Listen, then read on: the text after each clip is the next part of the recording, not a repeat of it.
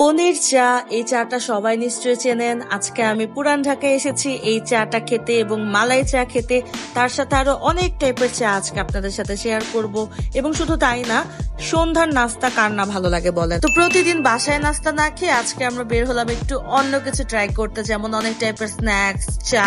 তো এই চায়ের দোকানটা আমার খুবই পছন্দ। আমি যখনই আমার নানু বাসায় আসি এই চায়ের দোকানটাতে সবসময় আসি, কারণ এখানে এত মজার মজার চা পাওয়া যায়। কোন কোন টাইপের আপনার চা লাগবে বলেন, আপনি যেই টাইপের যেই ফ্লেভারের যেই রকম ইচ্ছে চা আপনি খেতে চান এখানে বললেই হবে, তারা বানিয়ে দিবে। এখানে পরিবেশটা কিন্তু নর্মাল হোটেলের মতো, এটা কিন্তু কোনো অনেক বেশি এক্সপেন্সিভ কোনো কিছু না, কারণ 20 টাকা 30 টাকায় এত মজার মজার স্ন্যাক্স এখানে পাওয়া যায়, যে স্ন্যাক্স গুলো আসলে সন্ধ্যার জন্য একেবারে পারফেক্ট। সো আমি এখানে ফার্স্টে অনেক টাইপের চা নিয়ে নিলাম, মালাই চা নিয়েছি এবং আমার সব থেকে পছন্দের পনির চাটা নিয়েছি। এটা কি আলুর? চিকেন চপ, আলু ডিম। আচ্ছা, চিকেন চপ এটা কত? চিকেন চপ 20 টাকা। 20 টাকা। আচ্ছা, চিকেন চপ দুটো দেন। দুটো দিব। আর হচ্ছে নিয়ে যাবেন নাকি খাবেন? খাবো, এখানে খাবো। 40 টাকা চাই, একটু পার্সেল করে দেন। আর এটা একটা দেন। এটা একটা দেন। এটা দেন। 10 টাকা থেকে শুরু করে 100-150 টাকার মধ্যে আপনি অনেক টাইপের স্ন্যাক্স পাবেন, চিকেনের অনেক আইটেম পাবেন। আমি যেগুলো নিয়েছিলাম, একটা আলুর চপের ভেতরে এত বড় বড় পিস চিকেন ছিল। সো প্রত্যেকটা খাবার খুব মজাদার ছিল। আমার কাছে এই টাইপের খাবার কিন্তু এমনিতেই ভালো লাগে, আর সন্ধ্যার সময়ের জন্য এই খাবারগুলো কিন্তু বেস্ট লাগে আমার কাছে, কারণ বাসায় যখন থাকি তখনও কিন্তু এই টাইপের আমরা অনেক সময় চেষ্টা করি তৈরি করার। আমার কাছে খুবই মজা লেগেছে। ঢাকার অলিতে গলিতে যখন ঘুরবেন তখন এত বেশি ভালো লাগবে, কারণ এত খাওয়ার জিনিসপত্র এখানে আপনার কখনো মনেই হবে না যে আপনি মানে একটু খাবার স্কিপ করি, আপনার ইচ্ছা করবে সবই খেয়ে ফেলি।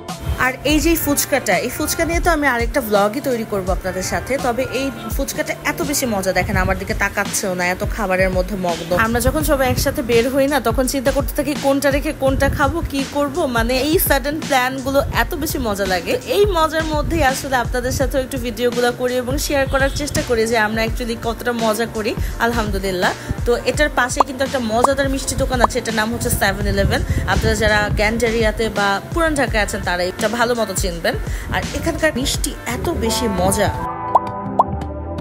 পুরনো ঢাকার অলিগলিতে একটা অন্যরকম মায়া। So friends, I am back home. বাসায় চলে এসেছি বেশ কিছুক্ষণ আগে। আর আজকে এত বেশি টায়ার্ড লাগছে, কারণ আজকে অনেকগুলো জায়গায় ঘুরেছি, সেগুলোর ব্লগও আপনাদের সাথে অবশ্যই শেয়ার করব।